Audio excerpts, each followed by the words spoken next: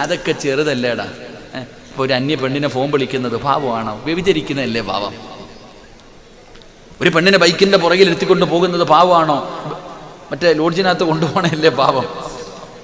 ഞാൻ ബാറിൽ പോയിട്ട് കള്ളൊന്നും കുടിച്ചില്ലല്ലോ, ഞാൻ പോയിന്ന് പൊറോട്ട ഇറച്ചിയല്ലേ തിന്നുള്ളൂ, ഞാൻ കുടിച്ചൊന്നുമില്ലല്ലോ, ഞാൻ അവൻ്റെ കൂടെ അതിനകത്ത് പോയതല്ലേ ഉള്ളൂ, ഓള് പറയുന്നത് ഞാൻ കേട്ടതല്ലേ ഉള്ളൂ, ഞാൻ ഒന്നും പറഞ്ഞില്ലല്ലോ. ഇതാ റസൂലുള്ളാഹി സ്വല്ലല്ലാഹു മഹാനായ ഇബ്നു ഖയ്യിം റളിയല്ലാഹു തആല അൻഹു പറയുന്നു, ചെയ്യുന്ന തെറ്റുകൾ നിനക്ക് നിസാരമായി കണ്ടു തുടങ്ങിയാൽ അത് നിന്റെ നാശത്തിന്റെ തുടക്കമാ. അള്ളാഹു നമ്മളെ കാത്തിരക്ഷിക്കുമാറാകട്ടെ.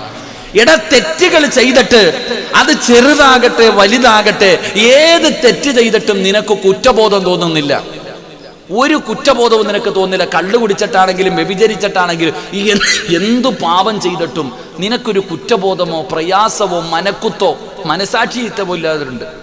നിനക്കൊന്നും തോന്നുന്നില്ലെങ്കിൽ എൻ്റെ പ്രിയപ്പെട്ട സഹോദരങ്ങളെ, നീ ആലോചിച്ചണം, അത് നിന്റെ നാശത്തിന്റെ തുടക്കമാ. അള്ളാഹു നമ്മളെ കാത്തിരക്ഷിക്കുമാറാകട്ടെ, അള്ളാഹു നമ്മളെ കാത്തിരക്ഷിക്കുമാറാകട്ടെ. അതുകൊണ്ട് എൻ്റെ പ്രിയമുള്ള സഹോദരങ്ങളെ, നമ്മുടെ ജീവിതത്തിൽ നമ്മൾ ഒരുപാട് പാപങ്ങൾ ചെയ്തിട്ടുണ്ട്, ഒരുപാട് പാപങ്ങൾ.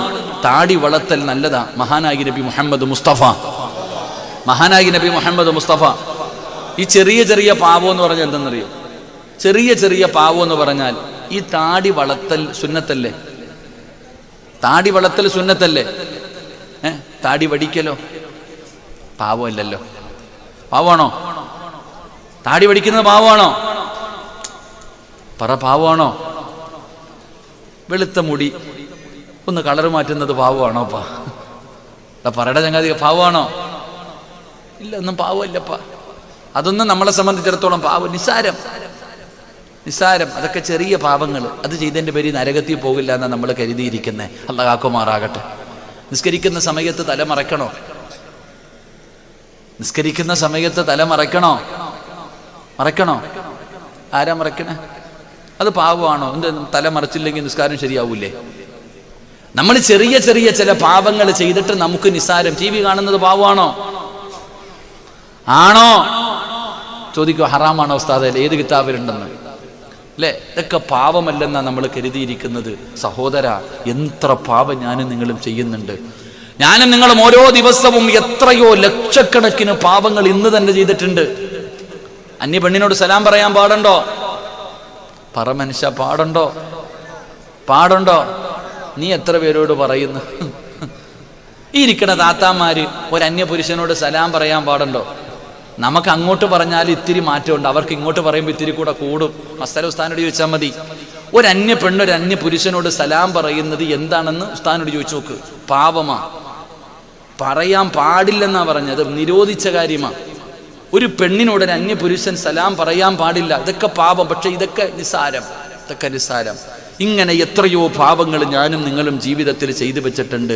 വലിയ പാപങ്ങൾ കുറവാ, പക്ഷെ ചെറുത് ഉഹദ് മലയോളം വലിപ്പത്തിലുണ്ട്. അള്ളാഹു നമ്മളെ കാക്കുമാറാകട്ടെ. അതുകൊണ്ട് ആ മുഫസ്സിരീങ്ങളായ പണ്ഡിതന്മാർ പറഞ്ഞു, ചെറിയ പാപങ്ങൾ ഒരുപാടാകുമ്പോൾ അത് വലിയ പാപങ്ങളായിട്ട് പരിഗണിക്കപ്പെടും. ചെറിയ ചെറിയ പാപങ്ങൾ ഒരുപാട് കൂടുമ്പോൾ അത് വലിയ പാപങ്ങളായിട്ട് പരിഗണിക്കപ്പെടും. അതുകൊണ്ട് ഇന്നത്തെ വഅദ്, എൻ്റെ പ്രിയപ്പെട്ട സഹോദരങ്ങളെ, ജീവിതത്തിൽ ചെയ്തു വച്ചിരിക്കുന്ന ഈ ചെറിയ പാപങ്ങൾ പൊറുക്കാനുള്ള വഴി എന്താ നമുക്ക് പഠിക്കാം. അല്ലാഹു ഭാഗ്യം തരുമാറാകട്ടെ. എൻ്റെ പ്രിയപ്പെട്ടവരെ, നമ്മുടെ ജീവിതത്തിൽ ഒരുപാട് പാപങ്ങൾ ചെയ്തവരാണ്. അല്ലാഹുവേ, വൻപാപങ്ങൾ ചെയ്തവരുണ്ട്, ജീവിതത്തിൽ വൻപാപങ്ങൾ ചെയ്തവരുണ്ട്. പൊറുക്കണോ സഹോദരാ? വൻപാപം പൊറുക്കാനുള്ള ഒരു വഴി ഞാൻ പറഞ്ഞു തരട്ടെ. അല്ലാഹുവിന്റെ പ്രവാചകൻ അവിടെ നിന്ന് പറയുകയാണ്, ജീവിതത്തിൽ വൻപാപങ്ങൾ ചെയ്തവരുണ്ട്. അല്ലാഹുവേ, മുത്തുനബി അവിടെ നിന്ന് 7ഓളം വൻപാപങ്ങൾ എണ്ണി പറഞ്ഞിട്ടുണ്ട്. ഹദീസിന്റെ കിതാബുകൾ 99ഓളം വൻപാപങ്ങൾ എണ്ണി പറയുന്നുണ്ട്. അതുകൊണ്ട് ജീവിതത്തിൽ ചെയ്തു പോയ വൻപാപങ്ങൾ പൊറുക്കാനുള്ള ഒരു വഴി പറഞ്ഞു തരാ. 40 വൻപാപങ്ങളെ പൊറുക്കുമടാ ചെറുപ്പക്കാരാ. ഒരു നല്ല കാര്യം ചെയ്താൽ, ഒരു നല്ല കാര്യം ചെയ്താ പൈസയുടെ ചെലവില്ല, ഒരു ബുദ്ധിമുട്ടുമില്ല, ഒരു പ്രയാസവുമില്ല, ഒരു കഷ്ടപ്പാടുമില്ല. ഏതാണിനും ചെയ്യാൻ പറ്റുമല്ലോ, ഏത് പെണ്ണിനും ചെയ്യാൻ പറ്റുമല്ലോ. അല്ലാഹുവിന്റെ റസൂൽ പറയുകയാണ്, 40 വൻപാപങ്ങൾ പൊറുക്കാനുള്ള ഒരു വഴി പറഞ്ഞു തരട്ടെ സഹാബ. അല്ലാഹുവിന്റെ പ്രവാചകൻ സല്ലല്ലാഹു അലൈഹി വസല്ലമ തങ്ങളോട് അവിടുന്ന് സ്വഹാബത്ത് പറയുന്നു, നബിയേ യാ റസൂലല്ലാഹ്,